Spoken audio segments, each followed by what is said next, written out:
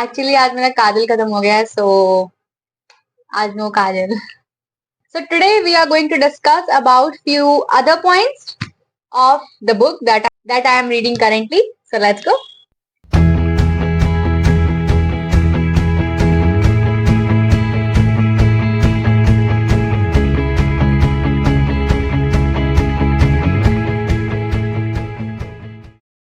The topic is make yourself a priority.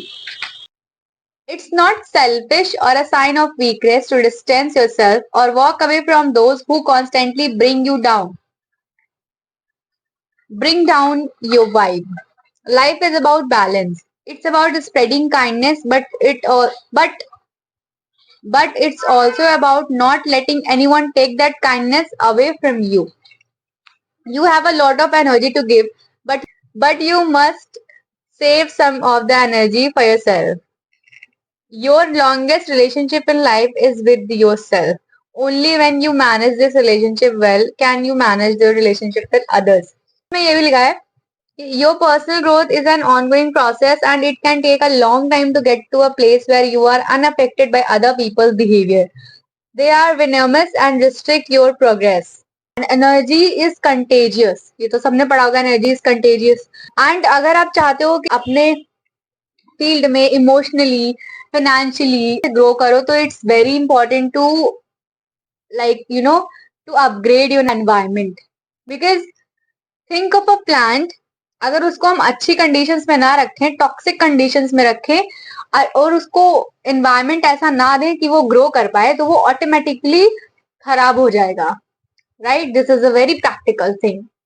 तो same goes with us as well. अगर हम अपने आप को अच्छे एनवायरमेंट, क्या हो गया आज मुझे बोल क्यों नहीं पा रही ढंग से, अगर हम खुद को अच्छे एनवायरमेंट में नहीं रखेंगे, अच्छे लोगों के सराउंडिंग में नहीं रखेंगे, तो it's very very very natural कि हम अपनी एनर्जी खो देंगे एंड हम उनके जैसे ही बन जाएंगे.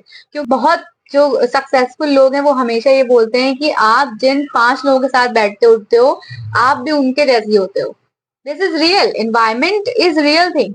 अगर आप एनवायरमेंट अच्छा है, एनवायरमेंट ऐसे लोग हैं जो हमेशा बिजनेस को लेके, मनी को लेके, फाइनेंस, ये सब बारे में बात करते हैं, तो आपका माइंडसेट भी वैसे ही रहेगा. बट अगर आप उन लोगों के सराउंडिंग में हो जो हमेशा लोगों को डिस्कस करते हैं, गॉसिप में इंटरेस्टेड रहते हैं और फालतू चीजों में अपना ध्यान देते हैं, तो आप भी वैसे ही बन जाओगे. तो अगर आपके पास ऐसे लोग नहीं है जो आप थोड़ा सा ग्रोथ माइंडसेट रखें, तो it's better to be alone.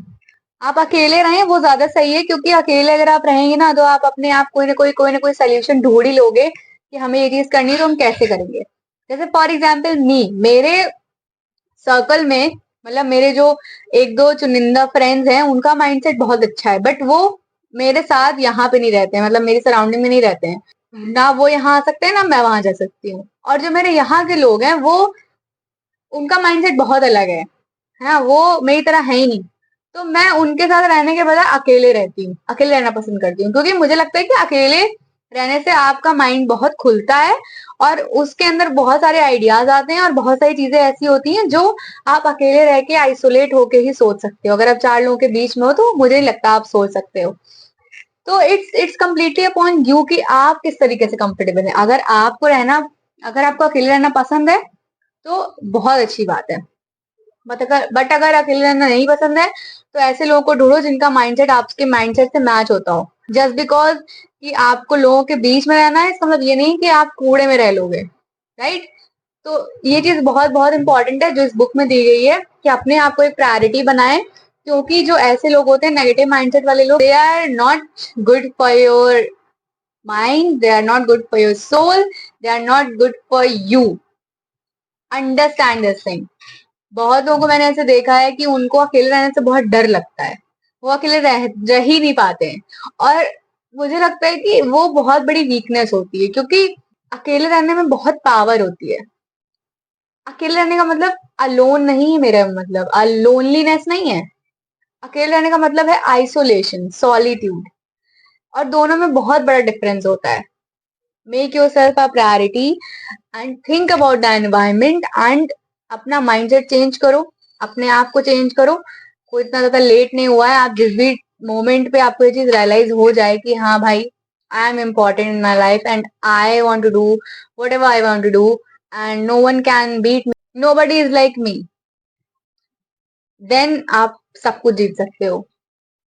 That's how you can bring peace in your life. That's how you bring clarity in your life. अगर आप अपने आप को प्रायोरिटाइज कर देते हो तो. और खुद को प्रायोरिटाइजेशन का मतलब ये नहीं है कि अपने लव्ड वन को आप इग्नोर मार दें. सेल्फिश नहीं होना है. तो सेल्फिश और अपने आप को प्रायोरिटी पे रखना बहुत अलग चीजें हैं और दोनों के बीच में बहुत एक थिन लाइन होती है जिस लाइन को आपको मेंटेन करके रखना पड़ता है. अपने लव्ड वंस फैमिली सिर्फ इनसे ही आपको फर्क पड़ना चाहिए. जो दुनिया के लोग हैं ना उनके चक्कर में मत पड़ जाना कि उनके बारे में भी सोचो. अरे यार वो क्या सोचेगा, अरे यार ये क्या होगा, अरे यार देखो अगर अगर आप दुनिया के बारे में सोचने बैठोगे ना तो अपने आप को आप कभी प्रायोरिटी पे नहीं रख पाओगे. क्योंकि देर आर द पीपल जो हमेशा आपको ये जताएंगे कि अगर आप अपने लिए कुछ कर रहे हो तो आप सेल्फिश हो. और अगर आपने ये स्टेटमेंट मान लिया तो फिर आप कभी ग्रो ही नहीं कर सकते. क्योंकि आप जो चीज कर रहे हो वो आप समझ रहे हो, सामने वाला नहीं समझ रहा है. उसको तो यही है ना कि हमारे हिसाब से करे. बट ऐसा नहीं हो सकता क्योंकि it is much easier to see the good in life when you are around positive people. ये हमेशा याद रखना, कभी भी नोटिस करना कि जब भी आप पॉजिटिव लोगों के आसपास रहते हो तो हमेशा लाइफ का एक पॉजिटिव साइड आपको दिखेगा. लेकिन वही अगर आप नेगेटिव लोगों के साथ रहने लगे ना तो आपको हर एक चीज में नेगेटिविटी दिखने लगेगी. तो try to be with someone जिसका पॉजिटिव माइंडसेट हो, ग्रोथ माइंडसेट हो एंड वो विक्टिम माइंडसेट ना रखता हो कि यार मेरे साथ ये ऐसा क्यों हो गया, मेरी लाइफ ही झंड है. ये सब चीजें सोचने वाले लोग ना कभी ग्रो नहीं कर पाते. वो हमेशा खुद भी टॉक्सिक होते हैं, सामने वाले को भी टॉक्सिक कर देते हैं, पूरा एनवायरनमेंट ही टॉक्सिक बना देते हैं. कभी आपको ऐसा लगा है कि किसी के पास जाने से या कोई आता है आपके पास या बातें करता है तो आपको थोड़ा अजीब लगता है, मतलब थोड़ा सा नेगेटिव नेगेटिव सा लगता है? वो इसीलिए होता है क्योंकि energy is contagious and energy को हम बहुत ही इजीली फील कर सकते हैं किसी के भी साथ.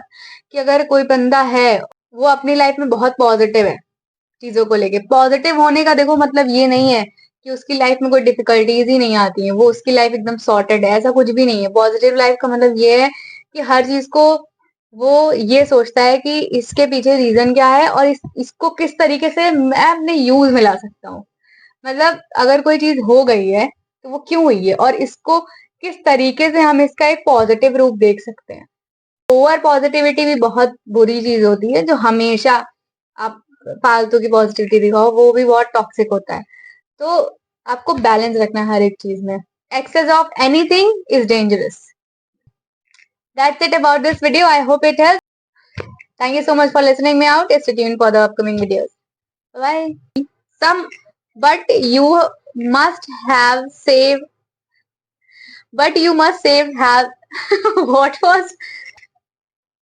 और हाँ, मैं अगर दूसरा फोन होता ना तो मैं स्टैंड दिखाती कि मैंने फोन किस तरीके से लगाया हुआ है. बट ठीक है यार, कोई बात नहीं, हटाओ, मैं ड्रॉ करके दिखा दूंगी.